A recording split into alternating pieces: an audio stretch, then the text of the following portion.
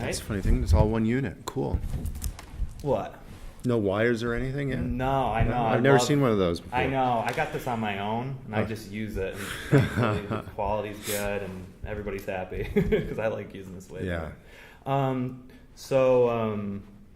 You need my name and everything, don't you? Yeah, I'm going to test your mic levels. Okay, so test that. My name is Stephen Kern, Kern, and I'm the executive director at the Everson Museum of Art. Okay, perfect.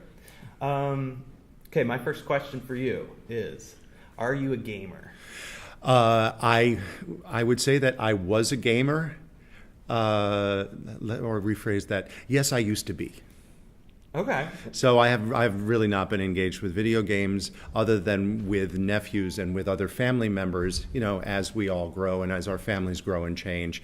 I've been relying on the next generation to keep me in tune with what's going on. And because I come from a large enough family, there's always somebody around who's going to want to spend a lot of time in the living room in front of the TV with these. And so while my participation was active in the 1980s, it's been much more as an observer in the 90s and the 2000s. Did you have some regular or favorite games you used to play in the 80s? Well, I think that would speak a little bit too much to my age, so we can just kind of step aside that one. It's nice to see Pac-Man assume the status of old master in a museum right now. Let's put it that way.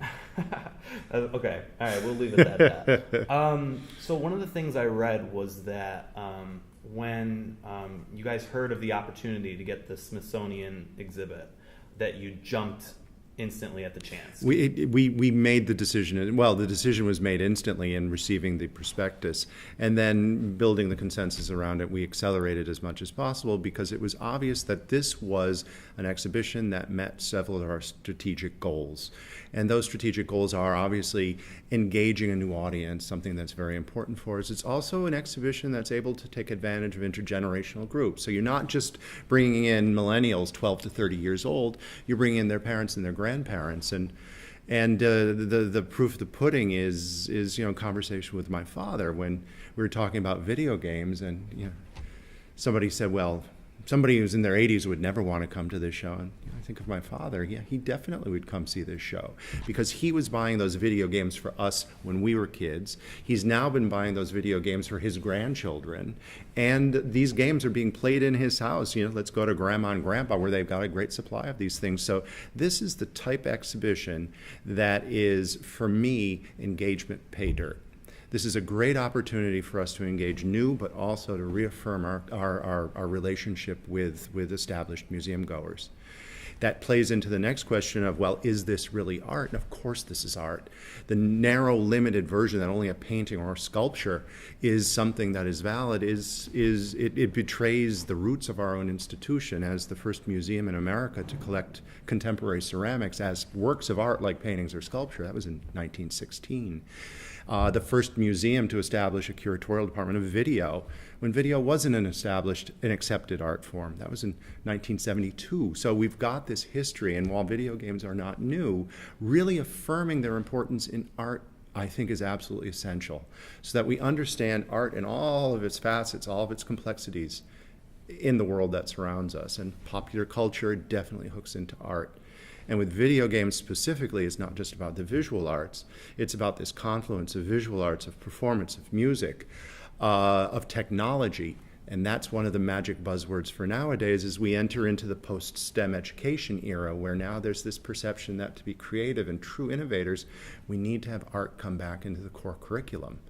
This is where art museums are poised to make that leap in supporting education, our communities, but also just in showing really cool stuff in our galleries. That's awesome. You put that perfectly. And the one thing I was going to say, Sarah got to take me to the gift shop. And I was just, looking at some of the new items, related to the video games and everything. And I thought to myself, being a small kid, this could be a small kid's first time into a museum. Just to get them through the doors that first time, I think really just puts it into their head. It's something that, okay, now this is something that I could do for a lifetime. How many people my age, how many people your age, how many people do we know when you ask them, Do you remember your first visit to an art museum? And, oh yeah, they remember very clearly when that first visit was, what you looked at, how the tour was conducted, how you got there. Was it on a bus or a train or in a car? And it's this really important, I would say, seminal or even transformative experience that children have, and we need to continue to provide those experiences. It's not going to work with everybody with old master painting. It's not going to work with everybody with impression. It's not going to work with everybody with ceramics. It's not going to work with everybody with video games.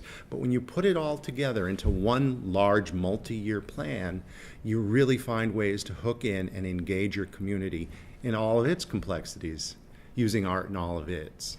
And so this exhibition is definitely going to produce conversations in 50 years. What was your first museum experience in an art museum?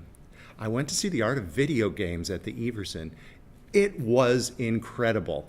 And this will be from people who are now major supporters of the art museums in their communities across the country. Wow, that's great. I had other questions, but you really answered them for me. So thank you. Is there anything else that you want to say? No, I think that we pretty well summed it up. This is not going to be an exhibition like any other that people have seen here at the museum. I mean, we have innovative, we've got new media, new materials, but this has given us an opportunity not really to stretch and grow, but to have a whole new level of fun. I like to think that we have fun with everything we do, no matter how serious or difficult it might be. Not difficult, but challenging, because art does have to challenge too. But this one just was raw materials to go out and have a good time.